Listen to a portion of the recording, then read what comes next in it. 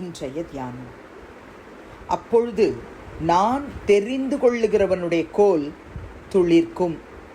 இப்படி இஸ்ரவேல் புத்திரர் உங்களுக்கு விரோதமாய் முறுமுறுக்கிற அவர்கள் முறுமுறுப்பை என்னை விட்டு ஒழிய பண்ணுவேன் என்றார். என்னாகமம் 17:5. ஆண்டவரும் இரட்சகருமாகிய இயேசு கிறிஸ்துவின் நாமத்தினாலே இந்த காலை வேளையிலே இன்றைய தியான நிகழ்ச்சியின் வாயிலாக உங்கள் ஒவ்வொருவரையும் சந்திப்பதில் நான் கிறிஸ்துவுக்குள் மிக்க மகிழ்ச்சி அடைகிறேன். பிரியமானவர்களே, கர்த்தர் தான் மோசேயை நோக்கி நீ இஸ்ரவேல் புத்திரரோடே பேசி அவர்கள் பிதாக்களின் வம்சங்களாகிய ஒவ்வொருவருடைய வம்சத்தினுடைய பிரபுவினிடத்தில் ஒவ்வொரு கோலாக 12 கோலை வாங்கி அவனவன் கோலில் அவனவன் பேரை எழுதுவாயாக என்று கர்த்தர் சொல்றார்.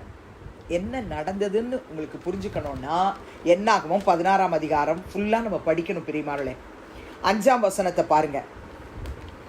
பின்பு அவர் கோராகையும் அவனுடைய எல்லா கூட்டத்தையும் நோக்கி, நாளைக்கு கர்த்தர் தம்முடையவன் இன்னான் என்றும் தம்மண்டையில் சேர தாம் கட்டளையிட்ட பரிசுத்தவான் இன்னான் என்றும் காண்பிப்பார். அப்பொழுது எவனை தெரிந்து கொள்வாரோ அவனை தம்மிடத்தில் சேர கட்டளை இடுவார். இந்த 16ஆம் அதிகாரம் என்னாகமத்தில் ஒரு கூட்டமாக 250 பேர் மோசைக்கு விரோதமாக எழும்பி பேசுகிறாங்க.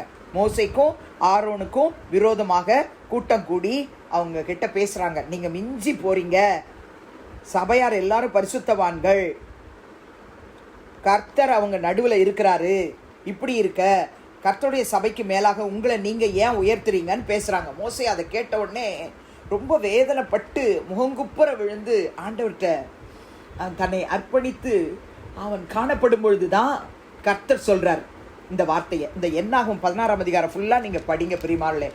அவங்க முறுமுறுத்தாங்க தான். முறுமுறுத்தவங்களுடைய நிலைமை என்ன ஆச்சுன்னு சொல்லி என்னாகும் 16ஆம் அதிகாரம் நீங்கள் 30-31 படிச்சிங்கன்னா தெரிஞ்சுக்கலாம். இன்னும் தெளிவாக என்னாகும் 16-11 பாருங்க. மோசே கோராகை நோக்கி சொல்கிற ஒரு காரியம், இதற்காக நீயும் உன் கூட்டத்தார் அனைவரும் கர்த்தருக்கு விரோதமாகவே கூட்டம் கூடினீர்கள், ஆரோனுக்கு விரோதமாக நீங்கள் முறுமுறுக்கிறதற்கு அவன் எம்மாத்திரம் அப்படின்னு சொல்ல. ஆக ஜனங்கள் எல்லாரும், இஸ்ரவேல் ஜனங்கள் எல்லாரும் மோசைக்கும் ஆரோனுக்கும் விரோதமாக எழும்பிட்டாங்க பிரியமான்ல. அப்போதான் கர்த்தர் மோசை கிட்ட இந்த 17ஆம் அதிகாரத்தில் பேச ஆரம்பிக்கிறார். அதன்படியே மோசே 12 கோலை வாங்கி அந்த ஒவ்வொரு கோல்லையும் அந்த 12 கோத்திரங்களுடைய வம்சத்தினுடைய பிரபுவினுடைய பெயரை எழுதி வைக்கிறார். அதில் லேவியினுடைய கோலின் மேலே எழுதும்பொழுது ஆரோனுடைய பெயரை எழுத கடவாயின்னு கர்த்தர் சொல்றாரு. அப்படியே எழுதுறார். அவருடைய பிதாக்களின் ஒவ்வொரு வம்ச தலைவனுக்காக ஒவ்வொரு கோல் இருக்கணும்னு சொன்ன வார்த்தையின்படியே அப்படியே செய்கிறாங்க. அவைகளை ஆசரிப்பு கூடாரத்திலே நான் உங்களை சந்திக்கும் ஸ்தானமாகிய சாட்சி பெட்டிக்கு முன்னே வைக்க கடவாய். இந்த 12 கோலும் பேர் எழுதி கர்த்தருடைய சாட்சி பெட்டிக்கு முன்னாக வைக்கப்பட்டிருக்கு பிரியமானவர்களே. அப்ப கர்த்தர் சொல்றாரு மோசே கிட்ட, அப்பொழுது நான் தெரிந்து கொள்ளுகிறவனுடைய கோல் துளிர்க்கும். உண்மையாகவே இதை படிக்கும்போது நமக்குள்ள ஒரு தேவ பயம் ஆட்கொள்ளுது இல்லையா? கர்த்தர் பாருங்க தம்முடையவர்களுக்காக தம்முடைய பிள்ளைகளுக்காக எப்படி எழும்புறாருன்னு அங்க சொல்றாரு. நான் தெரிந்து கொள்ளுகிறவனுடைய கோல் துளிர்க்கும். இப்படி இஸ்ரவேல் புத்திரர் உங்களுக்கு விரோதமாய் முறுமுறுக்கிற அவர்கள் முறுமுறுப்பை என்னை விட்டு ஒழிய பண்ணுவேன் அப்படின்னு சொல்றார். இதை மோசே இஸ்ரவேல் புத்திரரோட சொன்னான். அப்பொழுது அவர்களுடைய பிரபுக்கள் எல்லாரும் தங்கள் பிதாக்களுடைய வம்சத்தின்படி ஒவ்வொரு பிரபுவுக்கும் ஒவ்வொரு கோலாக 12 கோல்களை அவனிடத்தில் கொடுத்தார்கள். ஆரோனின் கோலும் அவர்களுடைய கோல்களுடனே இருந்தது. அந்த கோல்களை மோசே சாட்சியின் கூடாரத்தில் கர்த்தருடைய சந்நிதியில கொண்டு வந்து சமூகத்தில் வைத்தான். 8ஆம் வசனம் முக்கியமானது. மறுநாள் மோசே சாட்சியின் கூடாரத்துக்குள் பிரவேசித்த போது இதோ லேவியின் குடும்பத்தாருக்கு இருந்த ஆரோனின் கோல் துளிர்த்திருந்தது. அது துளிர்விட்டு ஒரு நாள்ல பிரியமானவர்களே என்ன நடந்தது? அந்த கோல் துளிர்த்திருந்தது, அது துளிர்விட்டிருந்தது, அதில் பூ பூத்திருந்தது, அதில் வாதுமை பழங்களை கொடுத்தது என்று பார்க்கிறோம். 11ஆம் வசனம், கர்த்தர் தனக்கு கட்டளையிட்டபடியே மோசே செய்தான்.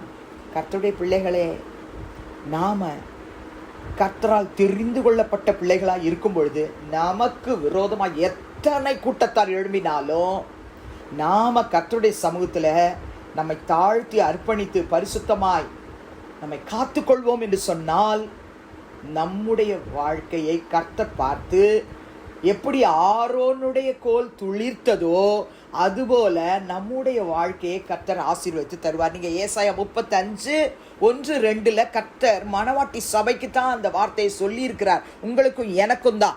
வனாந்திரமா, அதுக்கு தான் சொல்றார், வறண்ட நிலமும் மகிழ்ந்து காடு வெளி கழித்து புஷ்பத்தை போல செழிக்கும், அது மிகுதியாய் செழித்து பூரித்து ஆனந்த களிப்புடன் பாடும். லீபனோனின் மகிமையும் கர்மேல் சாரோன் என்பவைகளின் அலங்காரமும் அதற்கு அளிக்கப்படும். அவர்கள் கர்த்தருடைய மகிமையையும் நமது தேவனுடைய மகத்துவத்தையும் காண்பார்கள் என்று எழுதி வைத்திருக்கிறார். ஆம், என் அன்பு சகோதர சகோதரிகளே, நம்முடைய வாழ்க்கையை கர்த்தர் இந்த நாளிலே செழிக்க பண்ண போகிறார். இன்னொரு வசனத்தை வாசிப்போம். ஓசியா 14:5. நான் இஸ்ரவேலுக்கு பனியை போல் இருப்பேன், அவன் லீலி புஷ்பத்தை போல மலர்வான், லீபனோனை போல வேரூன்றி நிற்பான்.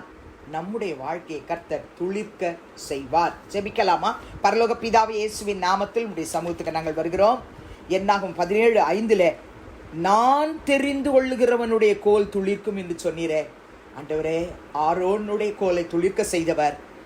ஆண்டவரே, எங்களுடைய வாழ்க்கையும் கர்த்தர் நீர் ஆசீர்வதித்து உம்மால் தெரிந்து கொள்ளப்பட்ட பிள்ளைகளாகிய எங்களுடைய வாழ்க்கையையும் கர்த்தர் நீர் துளிர்விட்டு பூ பூத்து வாதுமை பழங்களை கொடுக்கத்தக்கதாக ஏசாயா 35:1-2 வாசித்தது போல நாங்கள் மகிழவும் கடுவெளி கழித்து புஷ்பத்தை போல செழிக்கும் என்று சொன்ன வார்த்தையுடைய செழிப்பை பார்க்கவும் கர்த்தர் உதவி செய்ய வேணுமாய் ஜெபிக்கிற ஆண்டவரே.